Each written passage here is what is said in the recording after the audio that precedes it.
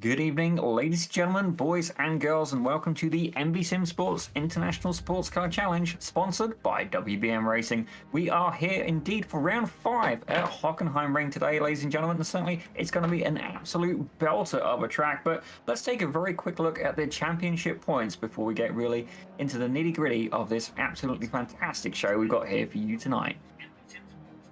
As we take a look at the GTP LMPH, you can see Jordan Brasfer, or Jordan Martin, depends on which one you want to call him. He's currently leading with 63 points, with Alberto Alvarez, one of the Envy Simsports admins, in second with 55. From third down to fifth, actually third down to sixth even, it gets incredibly close. Morgan Smith leading that charge. I think he had a lot of good luck recently. He's there with 43 points in third, but only 1 point ahead of these two gentlemen, Wyatt Hutto and Ethan Reed, both on 42, with Parker Dime closely up the rear with 40. Stephen Finch not yet been seen since his in-game suspension, and hopefully he will make a return. Austin Diltz as well, definitely want to keep an eye on, and so hopefully we can see a bit better result from him. But Rob, why don't you take us through the GT3s? Certainly, Zippy. So in GT3, we got Daniel Pino leading the way at 77 points over Mike Morbetto in second with 56 points. And we find Pedro Luis da Silva in third at 44 points. Malik Bass, so I don't think we ever confirmed which way it is, in fourth place. Jacob Fury in rounding out the top 5. Kyle Mills in sixth. Javi Fiera in seventh place. Brad Mueller in eighth. Patrick Rich in ninth. And rounding out the top 10 is Steve Susanna. And then we'll take a quick look through the rest of the standings there quickly. Still fairly bunched up, Zippy. Oh, definitely, that is exactly what we want to see. But ladies and gentlemen, I should probably introduce ourselves. My name is Daniel Zippy Salmon, and joining me in the production booth tonight, the one and only Rob the Goatee Campbell. Again, it's definitely going to be one of the fun races tonight. Certainly, we've enjoyed having this multi-class racing, a first actually for Pit Road Productions, and then not only that, we picked up another show with it as well. Even better, well, not multi-class stuff. Yes, multi-class, not multi-class. We've been expanding, ladies and gentlemen. I think it's the best way of summarizing what I'm trying to say. And definitely been a lot of fun. Rob's been working very hard in the production booth. He's been doing an absolute beauty of a job. But I gotta say, Rob, Hockenheim, it's not on the Princess approved track list. I can get round there, albeit not at my ultimate pace. So, Rob, what would be your tips as we head down this this fantastic track? Well, it may not be on your Princess approved list, Zippy, but it's definitely on my approved list. It's an F1 track, although I think it's kind of gone out of rotation last couple of years as the F1 schedule has kind of shied away from the German tracks, Nürburgring and Hockenheim themselves. But it's a track where you actually have a couple of great overtaking opportunities. Turn 1, great spot. And then again, turn 2, if you get a good run through there, you can make an overtake opportunity there, and then through Parabolica into, I think they call it turn 5. Zippy, don't quote me on that. And then again, coming back into the grandstand. So you get 4 great overtaking opportunities, which I think really makes Hockenheim great, because it's not one of those tracks where you're just kind of playing follow the leader around out there. We can see plenty of spots where drivers can make a move. Well, certainly I did actually watch a broadcast the other day that was around this track, and it had some of the greats in there, including Swallow Almeida, Quick-Sized, Tyson Mayer, I think his actual name is. Definitely some greats in there. Casey McGuire, I think, was floating in there. I think the Porsche All-Stars or something along those lines. But certainly we've seen what can happen when you could get, get some very talented drivers going around it. And certainly I'm going to enjoy it as well. And indeed, we do indeed have some talented drivers here. Ladies and gentlemen, I'm not one of them, but certainly Rob Campbell would indeed be very competent. But let's take a quick peek, maybe see if we can get one of the cars on track, perhaps. Or if not, see how qualifying is going so far. Right now, Zippy, we don't have anybody on track. Looks like everybody's put in their laps, and we're just awaiting for qualifying to click over here into the race session. But right now, Michael Morbetto leading the way in GT3, and Alberto Alvarez up top of the GTP LMP standing so far. But 15-minute qualifying here, about 30 seconds left to go on the clock. So they might want to shorten that down a little bit, because it seems like most weeks the last 3 or 4 minutes, there's nobody really on track. Everybody gets their laps done earlier, or maybe even just allow them to have more lap potential to try and put in extra laps to see if they can improve, Zippy. But it's never been short of racing and competitiveness out there, so I expect more of the same this week at Hockenheim. Well, certainly, I'm sure that's something that many men can relate to. It's all over a little bit too quickly, ladies and gentlemen, and you can deal with that as you wish. Certainly, all complete innocence here on Pit Road Productions. I'm going to plead the fifth, ladies and gentlemen. Not that we can do that here in Canada, but indeed that is the end of qualifying. We're going to get ready for the grid in just a second. And actually, I've got to say, it looks like some beautiful skies above this beautiful German track. But ladies and gentlemen, let's take a look at the grid in just a second and see whereabouts these guys are going to stack up. Yeah, looks like we got, as I mentioned, Alberto Alvarez leading the way in GTP. Jordan Martin's going to start second, Wyatt Hudo in third, Morgan Smith fourth, Tyler Watson in fifth, and Ethan Reed in sixth. And we get into our GT3. We're going to find Michael Morbeto on pole in GT3, Gene McLuhan in second, Pedro da Silva in third, Daniel Pino in fourth, Javi Sierra going to round out the top five, and P11 in GT3, Zippy. I gotta say, I've absolutely just completely lost myself there a second, Rob. So by all means, carry on. No problem. Jakub Ferry in 12th, Steve Susanna in 13th, Malik Bass in 14th, Fozzie Fazillo in 15th, Chris Rise in 16th, Brad Mueller's going to start 17th, Tristan Lewis 18th, Bell Gable in 19th, and in 20th place, we're going to find Kyle Mills. Behind them, Kevin Genberg, and without a time, Austin Diltz. Although I note that looks like Austin has spent the first part of the season in GTP, and looks like right now he's showing up in GT3 in a McLaren. So it'd be interesting to see if he makes the grid, Zippy, or if he possibly just picked the wrong car. That's definitely something that is very easily done, ladies and gentlemen. We've all had that little oops moment, and certainly Alberto Alvarez is going to be looking to try and avoid those, as he's going to be leading the charge in the LMP hybrid field. Certainly, it's been a very challenging car with the tire update. It's definitely been one where you've got to have absolute maximum attention and definitely a lot of patience as well, ladies and gentlemen. Certainly been watching a couple of streamers run the thing, and you definitely got to give it a good couple of laps to cool down. And I do wonder, is Alberto Alvarez maybe having a couple of connection issues there, maybe changing some setups, making a couple of tweaks? I did see him flash in and out a little bit, but Jordan Martin is he's currently there, and yep, Alberto Alvarez is looking like he's joined us. Yeah, he's got a little bit of a connection issue. Hopefully that clears up, because we hate seeing somebody's race tossed aside for a little bit of an internet issue. But it's like Jordan Martin ready to go, trying to jump ahead of the pace car here, Zippy. He's ready to get the race underway, but he's gonna have to wait a few more corners before we fire up the green flag.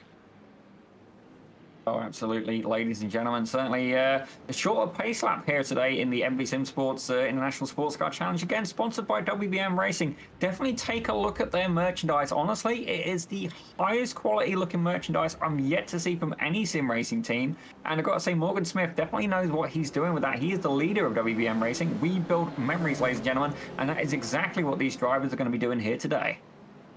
Yeah, hopefully it's good memories, Zippy. You don't want to leave the track with bad memories, as I'm sure you have many a day. Or if anybody watched me stream my races today, they saw some bad memories. So hopefully none of the drivers here in this race suffer any more of the same fate that I did, Zippy. But we're getting ready to go. A couple more corners. Pace car will be ducking in after the next set of corners, and then looks like we'll be under Alvarez and Martin's control to the green flag. Yeah, definitely. I reckon Jordan Martin's going to be pretty keen to apply the pressure. Certainly got a little bit of incident review, I believe, after the last race, and I don't think the points were updated in time for us to grab them. But ladies and gentlemen, they are getting ready to go green. It's going to be Alberto Alvarez leading the charge. You can see the GT3 field spread out, and yep, go baby, go. They are off, and already a fight happening down on the way to turn one. Alberto Alvarez, he goes and absolutely snakes the lead, but it looks like Tyler Watson making an absolutely incredible lunge, up 3 places by turn one. Yeah, great jump by Watson, making that move around Jordan Martin. Martin tucking in safely into P3. Just going to get the setup, get a nice pace going here. But Watson, we've saw the last couple of weeks, he hasn't had the greatest beginning of the race, has been involved in a couple of incidents. So nice to see him getting out front here. Hopefully he can avoid any kind of carnage this week and put in a nice race. Well, I do believe there's been some pretty big incidents. Steve Susanna, he's received a meatball flag, ladies and gentlemen, and Fozzie Fazillo may have crashed as well. I did see another notification as well for a couple of drivers, Jakub Fury, Ethan Reed, Pedro da Silva, Gene McLaren. I got a feeling there's been an absolutely massive incident somewhere. Let's find out exactly what happened to Ethan Reed. You see there, takes a good bit of curb. And cold tires, ladies and gentlemen. I think it was his teammate who took a bit of curb there, Wyatt Hudo, but definitely cold tire syndrome there. That's going to put him back in the middle of the GT3 field. We've seen Morgan Smith taking a little bit of a detour. Thankfully, able to keep the car in one piece. He's now going to tuck in 5th place behind Wyatt Hudo. But I am curious to see what exactly happened to the GT3 field at the start of that race. Yeah, it looks like Pedro da Silva might have been the initial catalyst there of what happened. Let's see if we can pick up where he went off track here. Actually, I think they might have. Oh, there it is. Silva was Oh, driving, and I think that was Gene McLuhan came across and kind of just cleared him out after being on the grass. Here's another look at it from McLuhan's. Doesn't look like he had any help heading off track, back on track there. Unfortunately, just gets thrown across into De Silva, and a couple of the cars just get gathered up, and that looks like Jacob Fury off on the left-hand side there too as well. So unfortunate race start for our GT3 field.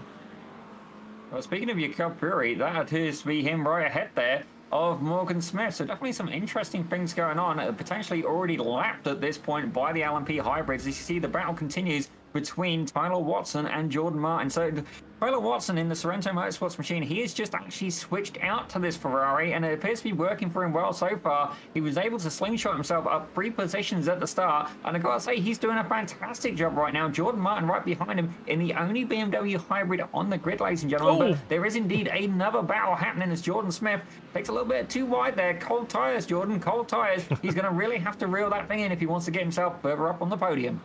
Yeah, you can see him lock up the front tires there. I thought for a minute he was going to clear out Tyler Watson, and that I had given him a bit of the announcer's curse by saying hopefully he was going to have a clean race. But we see here Daniel Pino and Javi Sierra battling it out. Pino, our current championship leader in GT3, Zippy, but the LMP of Ethan Reed just in front of them looks like it's struggling a little bit after its first corner incident there. I'm not sure if he got a little bit of damage on the rear suspension or undercarriage, but see, that thing is a bit of a handful right now for Ethan. Well, definitely, the GTP is very much a very lively beast since that tire update. And right now, I believe we're looking at Daniel Pino, ladies and gentlemen, in that second place machine. He's currently, as we look at it, he's up 2 positions from the start. Michael Morbetto, he's actually got a little bit of a good lead ahead already from what I can work out. About a 5-second lead, if I'm not mistaken. So Morbetto having an absolutely fantastic race so far. You can see there's even Reed behind him, ladies and gentlemen. And one of the cars emerging out of the pits. I believe that's Steve Susanna currently resting in 16th place. Or if I have a look, yeah, 15th place in class, ladies and gentlemen. So definitely some interesting stuff happening there, but I believe there is actually a little bit of a trainer car behind Pino involving Javi Sierra, Malik Bass, Brad Mueller, Kyle Mills, Austin Diltz, and Tristan Lewis just about managing to hang in that pack as well. Yeah, we've got about, like you said, about 5-6 cars here, nose to tail for the most part, Zippy. So our GT3 field's still very tucked up there. It looks like from leading away with Daniel Pino in second place in GT3, all the way back, as you mentioned, to looks like about Tristan Lewis, only separated by about 1.5 seconds. So still a lot of opportunity there for our drivers to make some moves, as it looks like Austin Diltz here tucked in behind teammate Kyle Mills, a couple of the WBM cars. Looks like all the WBM cars in GT3 sporting the red and white liveries this week, Zippy, so we shouldn't have much trouble following them around. Absolutely not. And I gotta say, absolutely gorgeous paint jobs as well. I love that Morgan's is, he's got the green. Don't get me wrong, we need a deeper, darker green, ladies and gentlemen. But I gotta say, the red and white, that's actually the color of their merch as well. Definitely, we are looking for Parker Dime. He's one of the first to receive his order, and we are looking for a modeling session. I believe it was him. It might have been Austin Diltz as well. Certainly, some of the WM guys, I shit you not, they are built like a brick outhouse, ladies and gentlemen. Certainly, I wouldn't argue with them in a dark alley, nor would I want to be down there. Some of these guys, maybe they get a little bit frisky with this beautiful blonde over here. But you can see here, Brad Mueller currently under attack from Kyle Mills. Yeah, Kyle Mills, one of the 2 WBM cars we just focused, working together with teammate Austin Diltz. Mustang putting a lot of pressure on the other Mustang of Brad Mueller. Looks like Mills thinking about making a move into turn 2. I think he's going to have that one. Zippy's got the inside line, but Mueller trying to fight back on the outside. They're close, almost touched, but it's going to work out that looks like Mueller's going to hold on to that spot, but now they head down the parabolic straight.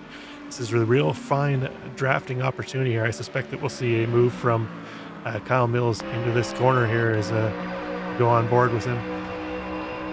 Certainly Mills is definitely putting the nose in. It's very clear exactly what his intentions are, and it is indeed to move him up into 5th place. But the question is, can Austin Diltz get in there as well? Certainly in the McLaren. Thank you very much for representing England in this battle. Excuse me, ladies and gentlemen. That's the thing with commentary. You get hiccups, wind. It's a beautiful scenario of being. But I've got to say, the McLaren absolutely looking gorgeous. Definitely the best looking car on the grid. As Mueller's fighting back, an incredible move in the braking zone. Gets that job done. I've got to say, fantastic pass for Mueller. And if Kyle Mills wants that back, he's going to have to apply it as Mueller's gone wide. And this could be the opportunity that Mills has been looking for. They're going to be side by side. Can Austin Diltz capitalize on this opportunity as well? Yeah, Dilt's looking up the inside now, trying to stick that McLaren. Goes deep into the braking zone. They touch a little bit. That's going to force Mueller out wide. Dilt's going to have the inside line through the next corner. He's going to make that pass. So real tight, tough, fair battle there between those three cars. Zippy, you love to see it. And I think we're seeing early on where I mentioned that Hockenheim has a lot of great overtaking opportunities. We've seen passes in a number of different corners. And so far, it's living up to the reputation that I've given it.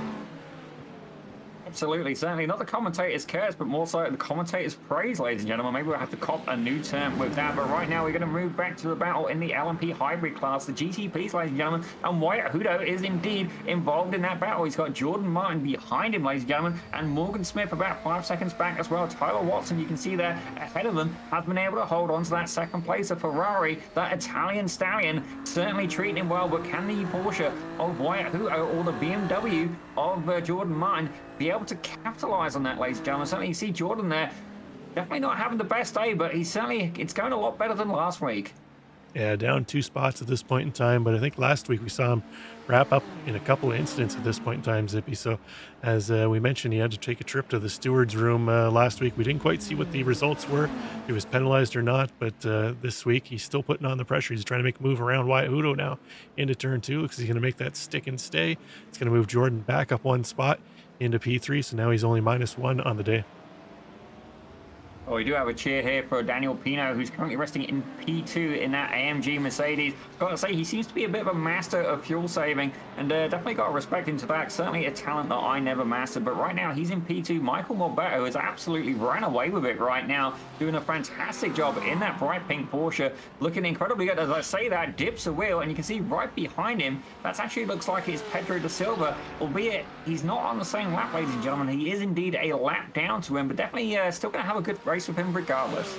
Yeah, Da Silva caught up in that start-finish line, because I don't even think they made it to turn 1 incident with Gene McLoone, and unfortunately for him, he, like you mentioned, is lap down trying to make his way through.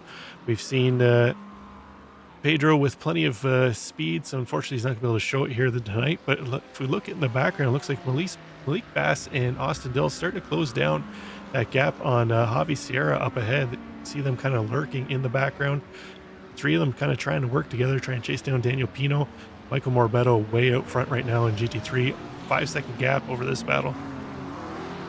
Absolutely fantastic drive by Michael Morbeto. No. And actually have... what is it, Rob? Daniel Pino, I'm showing crashed here. Let's take a look and see what happens, Zippy. Well, you can see that he's there in that AMG. He's in the braking zone. I do wonder if he's there running the marbles a little bit. And gone a little bit off track, maybe, but not enough that I would be too concerned. Able to keep the car clean, so I'm not sure why he flagged. Oh, just got an off track on my end, Rob. But actually, Kevin Geddenberg, I am seeing has had a bit of an incident as well. Let's find out what happened to the #1 car in that 911. As you see there, gets a little bit too much rotation, and for lack of better words, decides to have a little bit of a nibble on the wall. Yeah, unfortunate for him. Turn 1 can be like that, Zippy. It's got that massive curb on the inside where you hit it, and we just saw what happened there. But it looks like Jordan Martin, while we were away, just made a move on Tyler Watson, get himself back up into 2nd place. Watson tried to defend it into turn 2. Martin going to take the long way around the outside. Late on the brakes, he's going to make that stick as he'll have the inside line for the next corner. So that's going to move Jordan Martin back up to where he qualified into P2, and Tyler Watson down to P3.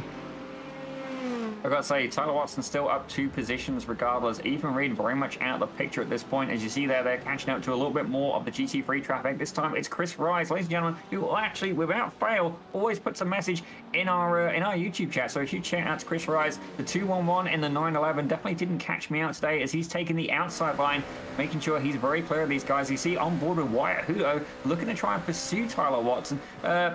I'll rephrase that. Looking to try and make a move there. It still sounds dodgy. I'm sorry, ladies and gentlemen, but you get the idea. Looking to try and move his way up into 3rd place.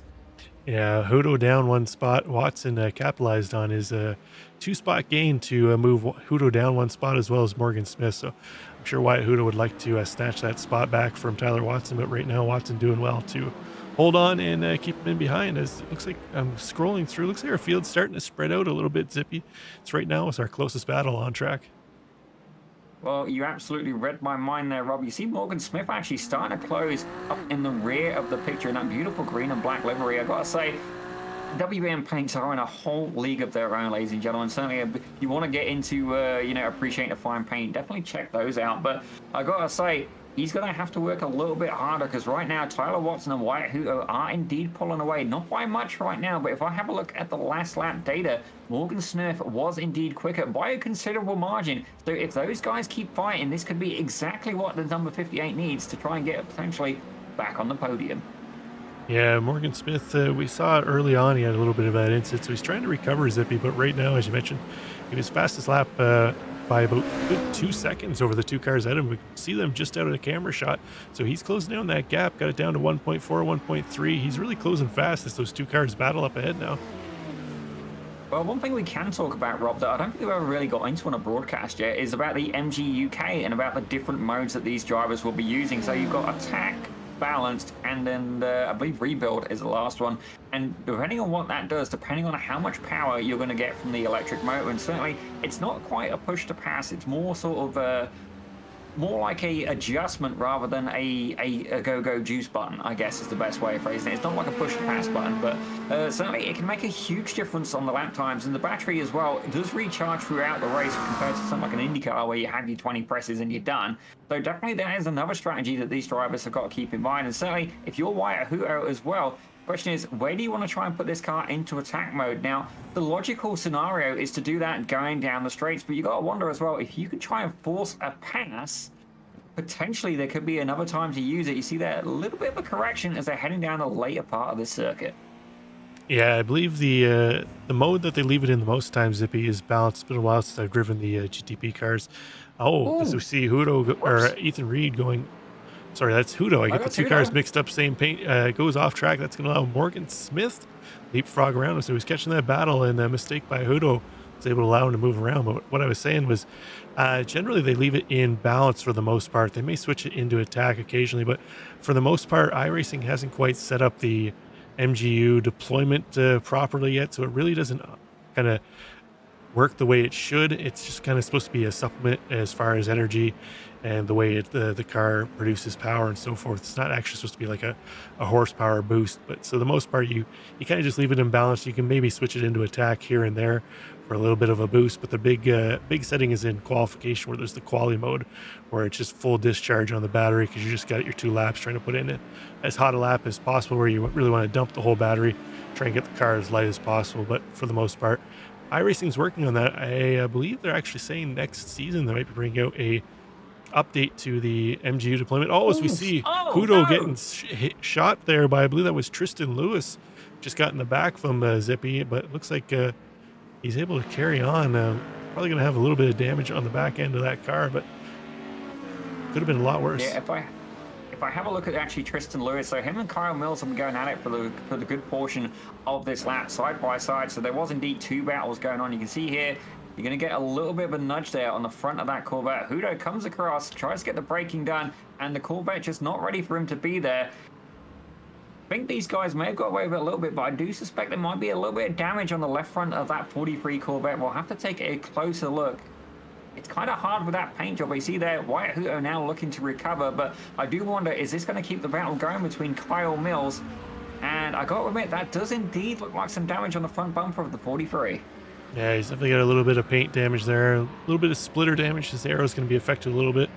Yeah, actually, the hood is kind of crunched into as well. I guess that's a mid-motor car, so that'd be a bonnet now then, Zippy, not a hood. But his arrow is going to be affected a little bit. But overall, looks like he's still putting pressure on the back of Kyle Mills, so it's not affecting him a whole lot as long as he stays into the draft. But if he tries to pull out, make a move around Kyle Mills, he's probably going to be down a couple mile an hour, and it might really hamper any move he tries to make.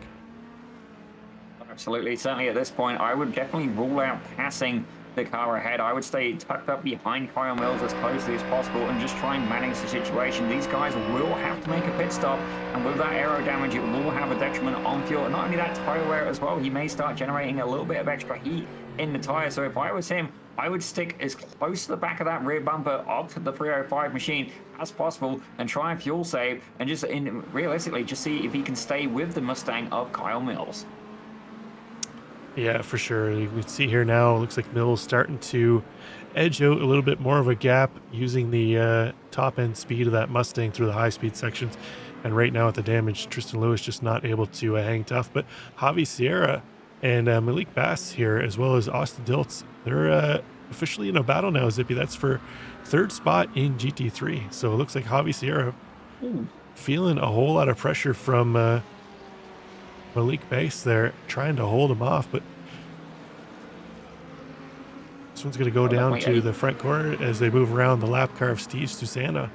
I say him to move over and let them through. Well, certainly the WBM guys will be working together as much as possible, but we have got another battle going on as well. It looks like Morgan Smith has been able to catch up to Tyler Watson now, so he's looking to apply some pressure as he's there, going around Pedro da Silva in one of the, actually one of the few Ferraris in the GT3 field, but right now, Morgan Smith is rocking that Porsche. The question is, can he catch up to Tyler Watson? You can see him there. He is about a second ahead. They've cleared a little bit of the traffic. Jakob Fury is going to be next up on the list as they've just passed the GT3 leader of Michael Morbedo. That gap currently just short of 5 seconds between himself and Daniel Pina. Yeah, as we saw Morgan Smith getting a little loose out of that corner, trying to get into the loud pedal a little quicker than he was able to. Had to gather up the back end as they made a move around the lap car of Morbedo, our GT3 leaders. It's going to cost Morgan Smith a little bit of time. Then he does a rail grind over the curb there. A little bit of Tony Hawk action from Morgan Smith through the infield section. But right now, he's still closing that gap on Tyler Watson. Watson going to have to watch through his mirrors as well as out the windshield. I've just seen Pedro da Silva have a little bit of an incident, ladies and gentlemen. We'll have a quick look and see exactly what happened to that 55 Ferrari. I have a feeling he got a little bit too greedy on the curb, and that may have indeed done it. Yep, there you go. There's on the curb a lot of weight transfer, and that weight was transferred very directly into the concrete barrier. So it's fair to say that that car is, for lack of better words, brown bread at this point. And we all know nobody likes brown bread, Zippy, so you just throw that in the garbage. Yeah, whole grain, yeah. If I'm eating bread, that's as healthy as it's going to get, ladies and gentlemen. You know, you want healthy bread? You know, choose your battles, certainly. Give me some KFC or something right now. That's what I'm craving. Actually, ironically, I saw a picture of a Quebec car, or Saint Hubert, which is basically a rival, you know, to Swiss Chalet and KFC, and it had the number plate of KFC on it, so it's just small novelty, ladies and gentlemen, a little bit of a weak story, but I found it amusing. As we see Kyle Mills coming into the pits, it did look like they picked that car up for tyres and then very quickly changed their mind, so he's getting his pit stop done early. Hopefully that little delay with potential tyres isn't going to cause him any hassle. You know, he was in a very good battle with Tristan Lewis. Is it going to affect him on the way out after the pit cycle? But right now, the closest battle on screen is between this gentleman, Tyler Watson, and Morgan Smith. Yeah, we've seen Morgan Smith close that gap up a little bit, and then as they worked through traffic, had to fall back a little bit. Couldn't quite make the overtake opportunities on the GT3 cars where he needed to be, where it was more favorable for Watson. So Watson right now 1 second up, but his last couple of corners, Morgan Smith been able to chew a 10th here, a 10th there. So we're going to have a battle here shortly, I believe, Zippy, for a final step on the podium in our GTP class. Well, don't get me wrong, I'm all from chewing a 10th away, but definitely be wrong. I don't think the Ferrari is going to taste good, albeit well seasoned, ladies and gentlemen, certainly with a lot of passion involved. Saying that, I have seen some of the welds in some of the Ferrari cars, and it's fair to say I feel like popcorn would be a better acronym for them, but certainly you can see these two guys are incredibly fighting right now. Kyle Mills very quickly getting out of the way. He'll want to help his teammate as much as he can. Morgan Smith certainly will not be held up, and you can see there Tyler Watson, I've got to say, he's having a much better drive in that Ferrari.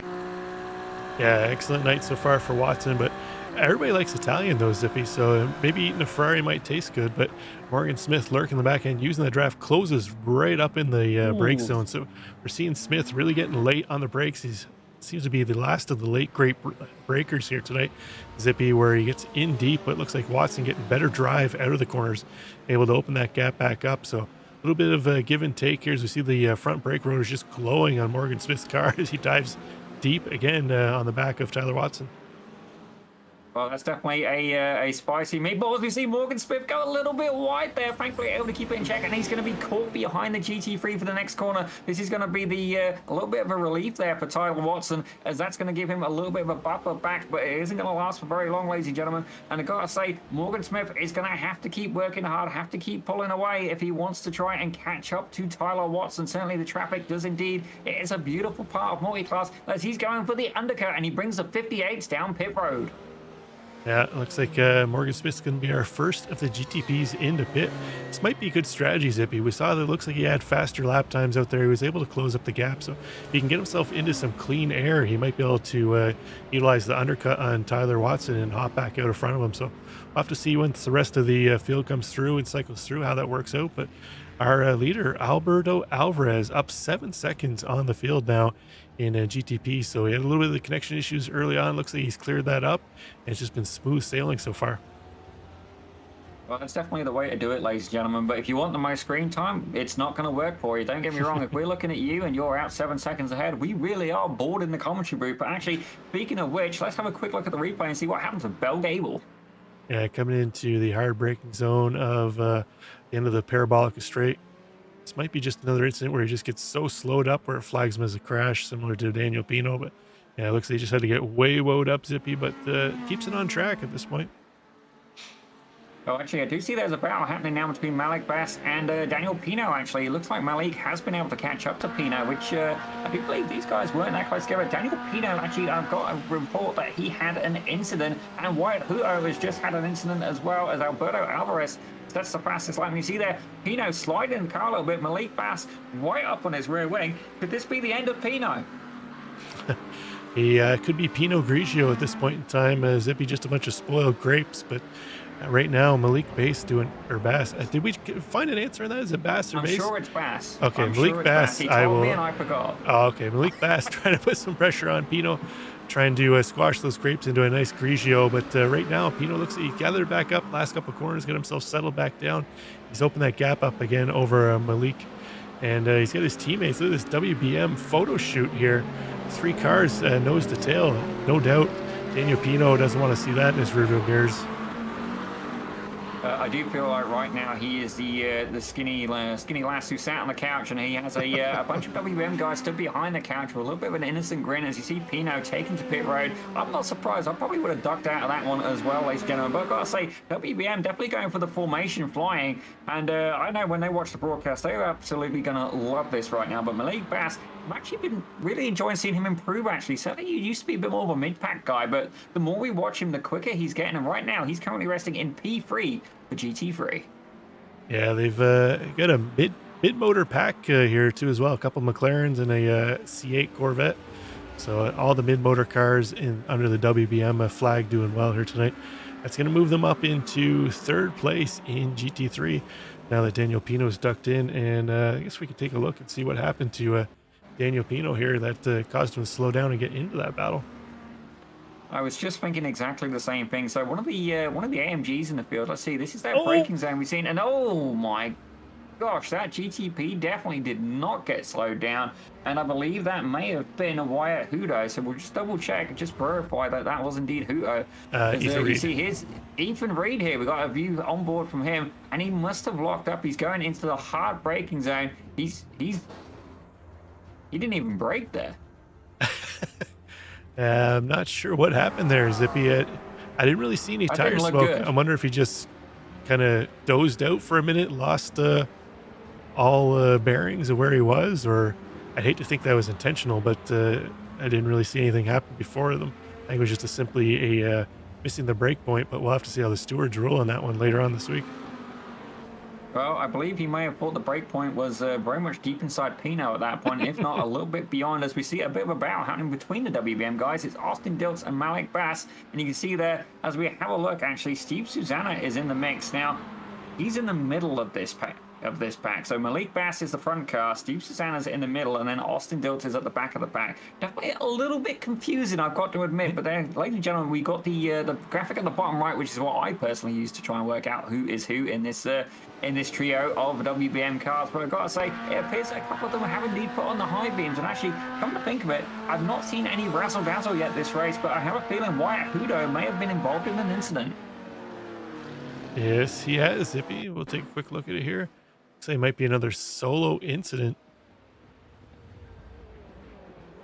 Well, these drivers definitely not having the best of luck here this evening. Let's find what happened. Yep, hard on the gas, and don't get me wrong, a beautiful little smoke show for us. Thankfully, no one else to witness it other than yourselves here on the broadcast, ladies and gentlemen. Sorry for Wyatt Hudo in the number 7 machine, as he's able to get that car rolling again. But again, the GTPs have been very difficult to control, and fair play to these drivers being able to do as well as they did. I believe Ethan Reed has indeed retired from the session, so definitely a very harsh result for that team today. Yeah, rough race for Ethan Reed and Wyatt Hudo, the pair of GTPs. Hockenheim isn't going to be full of memories for them as far as the WeBuild memories go as WBM.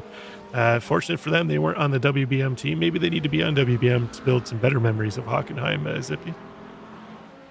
Well, I do have a notification that Bell Gable has towed to the pits as well. I'm not entirely sure why.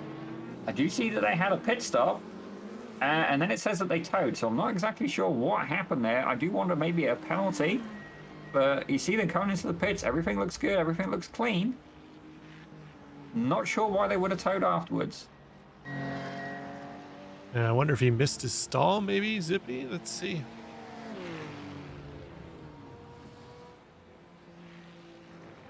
No? Weird. Tristan Lewis is still up there on the jacks as well. I'm not quite sure what's happening with Tristan's pit strategy. Or in this case, maybe a lack of pit strategy. I think something may have gone wrong. But actually, Wyatt Hudo and Morgan Smith now are getting in it. And remember, ladies and gentlemen, Morgan Smith is the only one in the GTP field who's yet to make a pit stop. So certainly, as we see the sunlight changing quite a little bit here today at Hockenheim, realistically, Smith is going to get a slingshot past Hudo, but the question is Hudo going to be holding him up? If I have a look at the last lap, Morgan Smith was about a second quicker. In terms of best lap, Hudo's got him licked by about a tenth of a second, so I'd say pretty similarly matched at this point, but you've got to wonder as well, you know, is this going to hold up Morgan Smith for potentially taking a higher spot in the podium? Is this going to compromise his undercut strategy? Yeah, well, as you mentioned, Morgan Smith, our only GTP that's come in for service, so he's carrying a little more of a fuel load as well, Zippy, so he really needs to utilize that draft. But eventually, Hudo's going to have to duck in to make his pit stop, and Smith will occupy that position. It's just a matter of how much he can catch Tyler Watson. That's the car he was really battling before he jumped into the pits, as it looks like Jordan Martin has come in for his service too as well. So I suspect we should see Watson, Hudo, and Alvarez, the rest of our GTP filled in as well shortly. Well, speaking of pit stops, the GT3 leader of Michael Morbeto, he's also made a pit stop, and currently that has got him rejoining the track in third place, so that's looking good. He's in a good bit of clean air as well, so he's not going to get held up with any potentially slower drivers, and certainly not going to be at risk. And not, well, Ethan Reed has indeed left the session. He seems to have a GT3 killing session today involving Daniel Pino, but Pino, surprisingly, he's still been able to keep that car in fourth place. So I've got to remember, if a fast repair is indeed available, certainly he would have definitely needed one. As we have a look at the back of that car, I think I can answer that, Rob. I think it's fair to say that that car may indeed be missing a rear bumper, but it could indeed just be the paint. I believe they've mended it. It looks like he's got a new one attached on there, Zippy. I believe the paint is just black, but it looks like I can see his diffuser and it's wrapped around the sides. So I believe when Pino did his service, they were able to slap a new rear bumper on there. But right now, he's got Bass, not too far behind him. You're trying to search up. It looks like he's lost his teammates that were tucked in behind him. They've kind of opened up. Kyle Mills is back a little farther. Austin Diltz hasn't pitted yet, so we'll see once Diltz comes in for his service if those teammates get all linked back up together. Oh, definitely that incident for Pino was indeed a low point for the high point, ladies and gentlemen. Certainly the Texas team, very much a little bit, not really the race that they're looking for today is Wyatt Hudo and Ethan Reed, but it does look like Steve Susanna is actually getting, is showing me that he's very close actually to Kevin Gedenberg. I don't think they're in the pits. I believe they are out on track. As I say that, Steve Susanna comes into the pits. Yeah, Susanna coming in for his service. I believe he and Gedenberg both have been involved in incidents, so I believe they're both 1 lap down, so that was a battle for position, but Gedenberg is still missing the front end of his car, so we know he hasn't come in for his service yet. We saw him unfortunately have a turn 1 incident and hit the wall. That 7-Up machine, or 7-Up Porsche machine here tonight. Unfortunately, it looks like somebody rattled the vending machine and popped the front end off of his car, so he's going to need that. I'm surprised they actually didn't come in to use his quick repair to get that car mended back up and back out, but fortunate for him, he's aerodynamically challenged as it stands. Well, I'll take aerodynamically challenged over being cosmetically challenged. Certainly, I could be accused of that at some point. As we see Daniel Pino getting that razzle dazzle going. Got it from you, Rob. As that is actually a battle for position, ladies and gentlemen. So certainly, if I'm having Sierra in that 999 machine, the only thing that I'm going to be giving Pino is the bird, ladies and gentlemen. I'm certainly going to be defending that position with everything I've got. Now, Javi Sierra, he has indeed made a pit. Pino has made a pit. This is a in-track battle, ladies and gentlemen, for that third spot on the podium. Yeah, this is all-out warfare now, Zippy. You give him the razzle-dazzle, you give him the bird out the window, you throw popcorn at him if you want when you go by, maybe a tire iron, whatever you got, you're throwing it at him, trying to get that driver ahead of you off his game. But right now, Javi Sierra holding strong, Pino unable to rattle him, but we've seen Pino be a bit of a fuel-save master through the first 4 rounds. It doesn't look like he's really been able to save that much fuel this week, Zippy. He's been caught up in a couple incidents with GTP cars and going off track, so I think his fuel save game probably isn't going to be at its top rank this week, and he's going to have to try and rely on all-out speed. Well, certainly some tracks definitely do lend themselves more towards the fuel saving technique, others not so much. It looks like Hockenheim's got a lot of portions that are flat out, as you see. Absolutely huge air intake there. Good place to store maybe some Bratwurst actually being an AMG, and I do wonder if Javi Sierra has a couple of New Balances he can indeed throw at the car behind him to try and shake off that AMG. But the battle is the closest one we've got on track right now. It is indeed for third place in the GT3 class between the 999 of Javi Sierra and the 63 of Daniel Pino. Yeah, a lot of ebb and flows in this battle, Zippy. Some corners where Pino really closes up the gap, and then other corners where Sierra really accelerates out of the corner a little better, able to open that gap back up. So, as you mentioned, this is our only fight on track right now that's under 3 seconds. So we'll stick with this one for a little bit as it plays out. Well, it certainly is. We will mention a couple of casualties here. So I can see 4 retirements so far. Ethan Reed is one of them. Bell Gable is another. We're still not entirely sure what happened to Bell Gable. Pedro da Silva, we saw him black about. Let's get a bit of a rotation. I'll say that Daniel Pino absolutely sending it up on the inside. Little bit of a squeeze there on Javi Sierra, and Javi is not backing down. Still trying to keep a nose in it. And there's a GTP getting in the mix as well. Wyatt Hudo. Now, you've got to wonder, how is this going to work out? Can Javi Sierra fight back, or is this going to be the move that Pino needed to regain the P3 position in GT3? Yeah, battle of a couple of different setup V8s here, Zippy. You've got the traditional V8 thundering of the Mercedes, and then you got the flat plane V8 of the Mercedes. 2 very different sounding cars, both V8s putting out a whole lot of pressure. But we can take a quick look here at onboard of Daniel Pino, how he made that pass. You can see there he's got a lot of momentum, and he goes and sticks it up on the inside, going into this tight left-hander, and it's fair to say it worked for him. A little bit of a nudge there, but a little bit of contact. Definitely did not look, it didn't look questionable, just close racing, ladies and gentlemen. You see the GTP looking to get in the battle as well, but Javi Sierra is going to very much have to fight back. Now the question is, has Pino got enough fuel to last the end of the race? Certainly we've seen, I felt sure a couple of people were actually short of fuel last week as well. My memory serves me right. Forgive me, ladies and gentlemen. We do actually cover quite a lot of shows here on Pit Road Productions, which is absolutely fantastic. And you're watching one of them. Certainly we're having a lot of fun this round, and indeed every round for the Envy Simsports International Sports Car Series, sponsored by WBM Racing, who we would obviously see incredible turnout from them. But right now, Pino has not been able to break that gap to the 999 of Javi Sierra. Yeah, Sierra, I think it's safe to say he wasn't overly happy with getting past there, Zippy, trying to fight back as quick as he can. But if we look back, not too far behind while these two battle, it's allowing Malik Bass to close up that gap. He's got it down to only 3.5 seconds. It was 4.5 not too long ago before they started battling, but the longer they battle, that's going to allow Malik to close that gap and potentially get himself up into podium position here in GT3. Actually, speaking of closing gaps, I have a feeling we're going to have another battle emerging between Brad Mueller in the number 6 and Chris Rice in the 211. Ladies and gentlemen, that gap was 1.5 seconds. I've just seen it close down to about 1.2, 1.3. As you see, one of the GTP cars, that's Jordan Martin, ladies and gentlemen. He's making his move go by, or Jordan Braswell. It depends on which standings you want to go by. So we're going to have to work out and just basically give him one name and basically say pick one or we'll choose for you. And we can have a lot of fun with that, ladies and gentlemen. So I'm pretty sure he's going to be motivated to choose. But right now you see Brad Mueller, he's going to have to be on the defensive with the 911 of Chris Rice lurking in the background. Yeah, Chris Rice, nice run today, up 4 spots, but not to be outdone. Brad Mueller up 6 spots right now. It looks like he's our biggest mover in GT. Oh, sorry, hold on.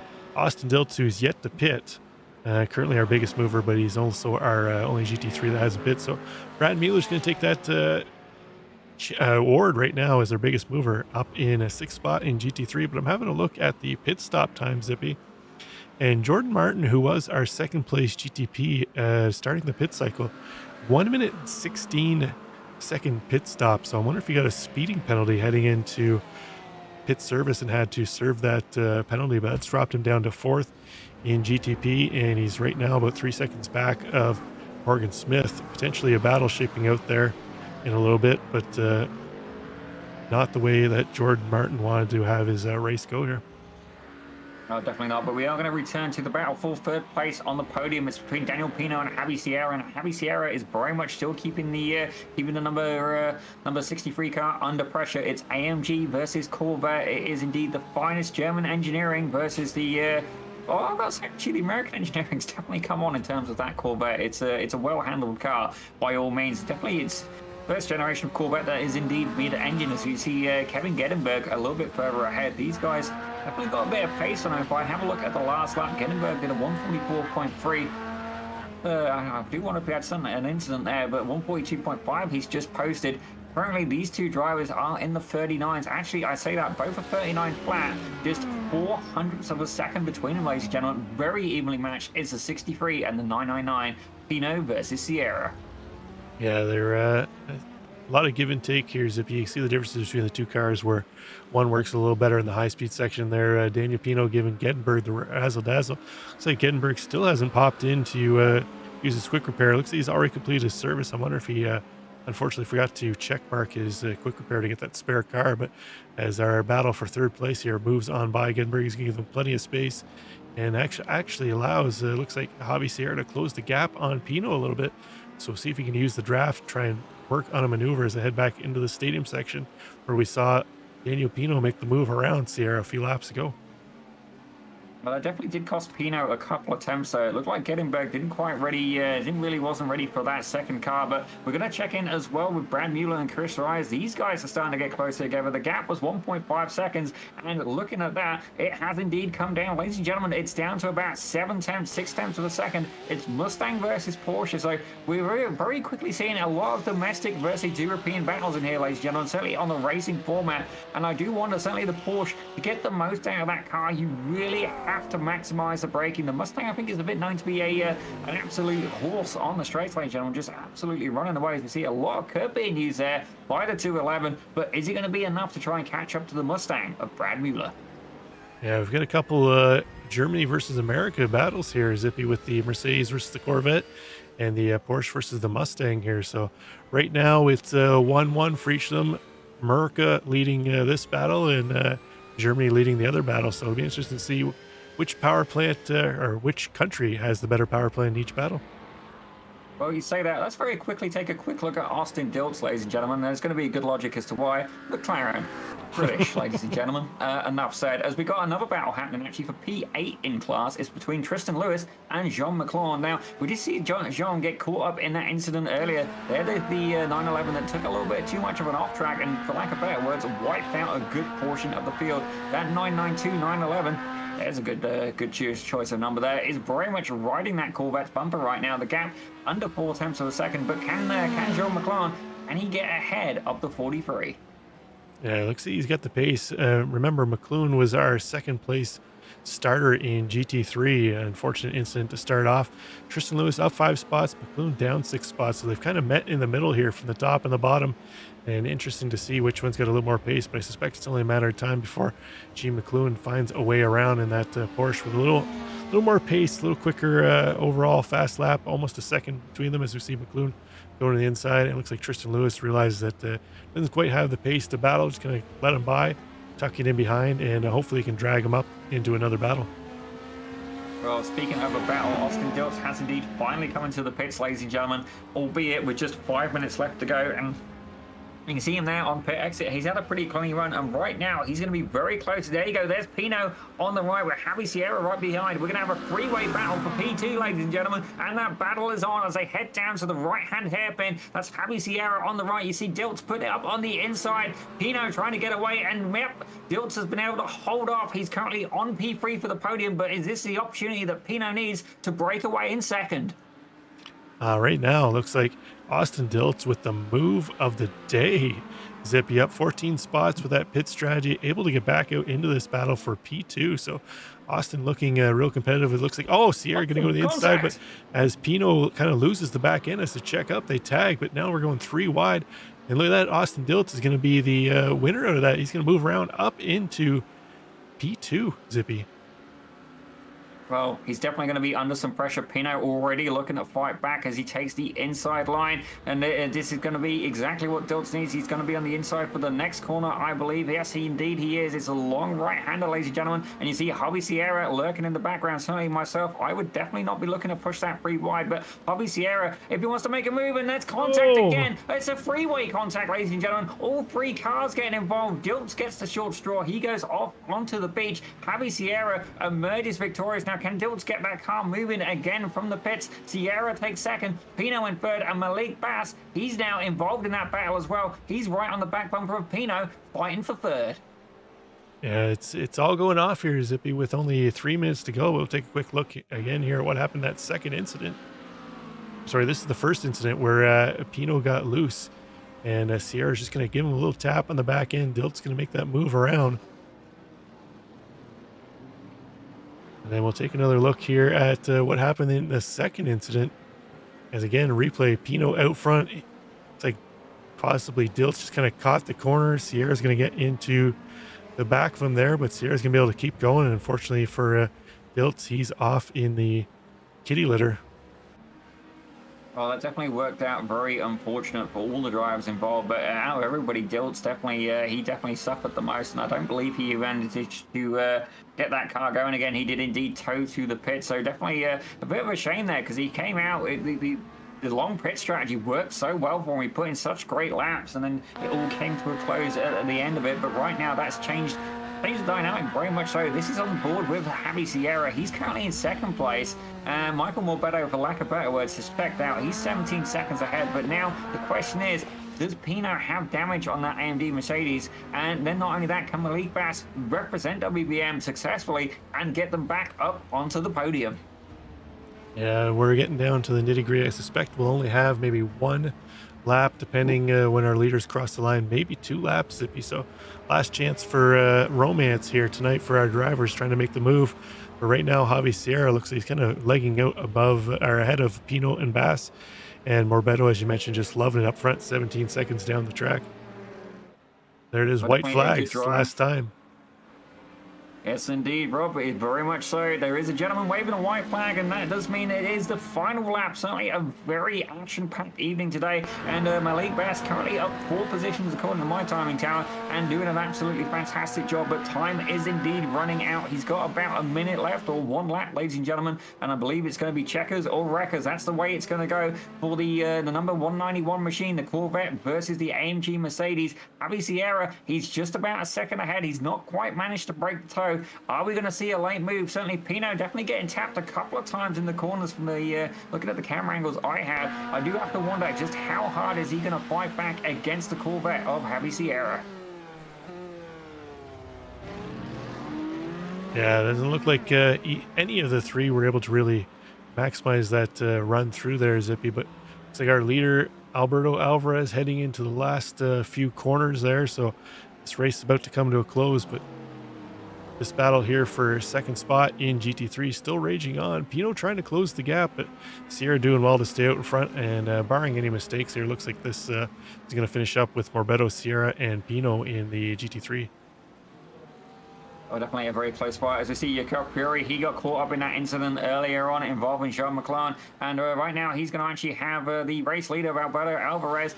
And yep, no, he's going to have to do a leveling up. There is Jakob Fury. Is Alvarez absolutely mullering the camera? I got to say, it's almost like he knew it was there. And we can see there Tyler Watson, absolutely fantastic drive for him today, making a good climb through the GTP standings. Certainly that Ferrari much more in tune with himself. Fantastic drive there from the 92 car. Good stuff indeed. He's going to take second, all things considered. He's just got to bring it across the line. The battle has indeed finished in GT3. Sierra, Pino, and Bass in that order. But this is like currently Morgan Smith here for third place, ladies and gentlemen. He's about 6 seconds behind Tyler Watson, who has indeed now finished. I got to say, Morgan Smith definitely able to score a good couple more points today at Hockenheim. Yeah, definitely a decent recovery after that first lap incident for Morgan Smith, but as the rest of our field kind of comes through here, Zippy, we're just waiting for a couple cars.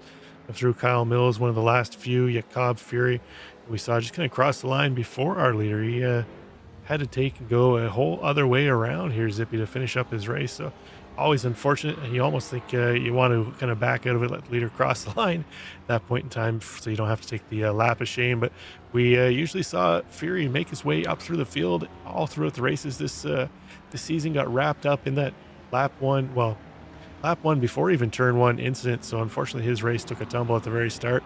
We expect to see him back strong again next week. Yeah, definitely. I wouldn't mind seeing that replay again from the perspective of the 992 car, if possible, Rob. Certainly, I'm a little bit curious of exactly how he managed that. Certainly, looking at his iRating, he's 3,200 iRating. He's definitely no amateur by any means. He knows how to wheel a car. I do wonder if there's maybe a little bit of debris on track. Certainly, I wouldn't mind giving it another review, but definitely a very interesting race indeed. Certainly cashed through at the start. So here we go. This is on board with the car that really realistically looked like it caused the incident. Runs a bit wide, catches the dirt, just gets hooked up, and lack of better words, is very much along for the ride there. You can see a couple of cars getting caught up. He tries to get it up and out of the way, but the damage already done. The 20 of Jakob Fury very much toasted at that point. And then you see as well Steve Susanna getting caught in an incident on lap 1 as well. That Gettysburg who's in that. Gettenberg was a solo spin later on, I believe, Zippy.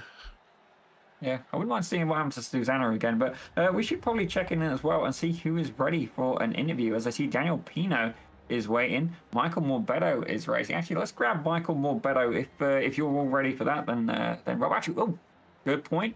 We should do the results. After you, sir. No problem. As we saw, Alberto Alvarez ran away with the win on this one. He takes P1. Tyler Watson in second. Morgan Smith in third. Jordan Martin in fourth. And Wyatt Hudo rounding out the top 5. Also, as well, the top 5 in GTP. Michael Morbeto takes the win in GT3, followed by Javi Sierra. He wins that battle between himself, Pino, Bass, and Austin Diltz to bring home second spot.